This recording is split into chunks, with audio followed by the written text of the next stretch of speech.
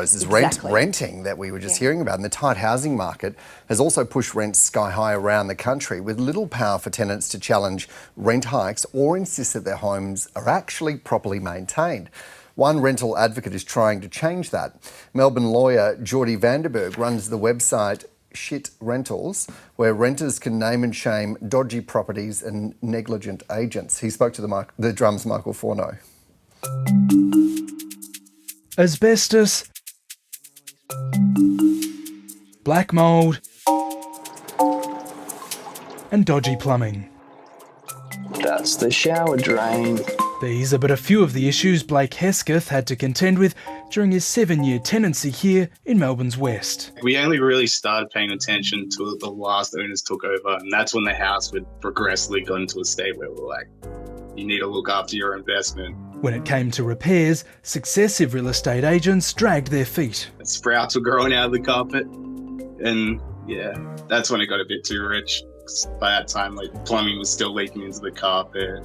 That's when we found out about the gas leak as well, and heaps of other things that were way too dodgy. Exasperated at the situation, Blake reached out to rental advocate and reviewer Jordy, known online as Purplepingers. Hello, welcome back to ShitRentals. He's used his online profile to give voice to renters and recently launched ShitRentals.org, a searchable database of reviews from tenants. It exists to kind of redress some of the power imbalances that exist in as a renter. Renters can upload their stories and photos, which are all verified by Jordy himself. Check this out.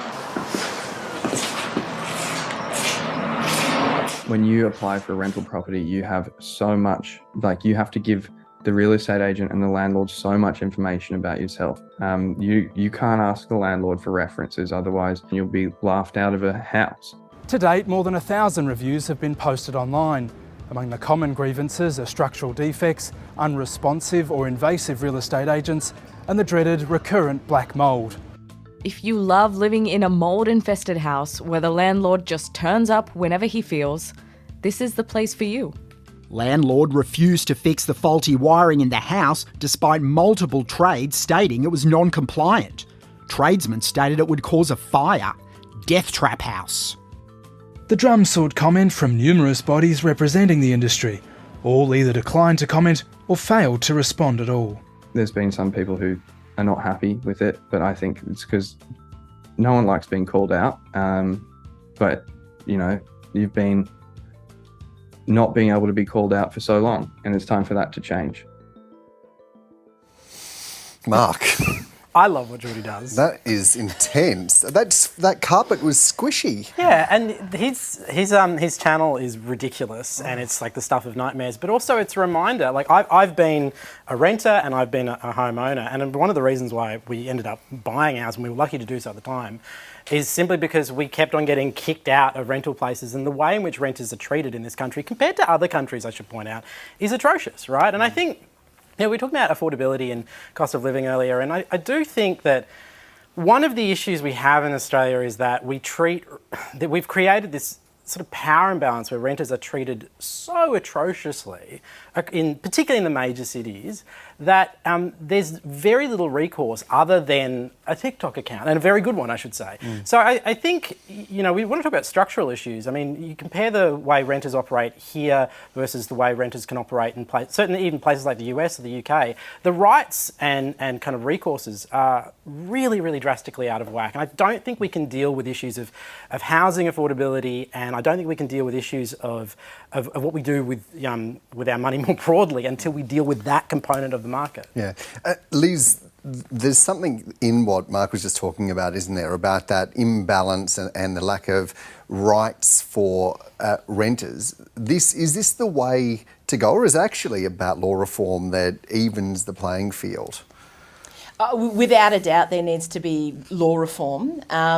So I think what's so extraordinary about what Jordy is doing is that we've got to the year 2023 and renting is not new.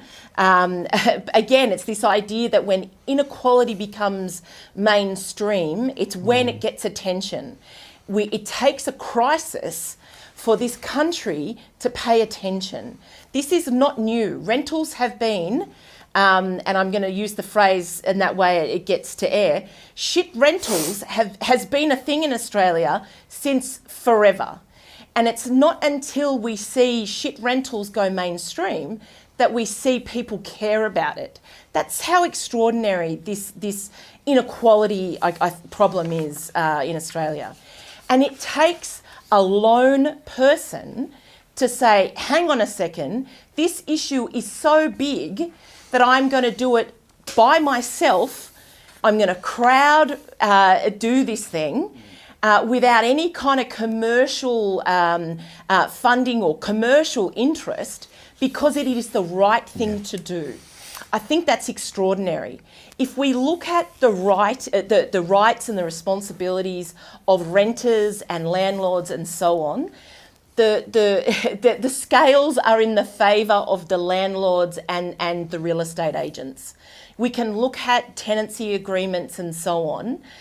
You've got to look at it. If we look at the kind of blacklisting and so on of renters, renters will get blacklisted, and without even